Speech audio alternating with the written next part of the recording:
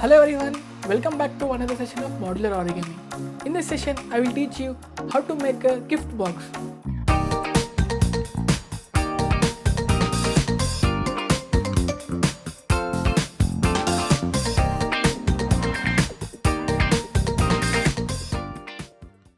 For this session, you will need a set of 8 square papers of 15 x 15 cm. You can use square paper of any size, any thickness and any color. If you are ready with the material, so let's begin.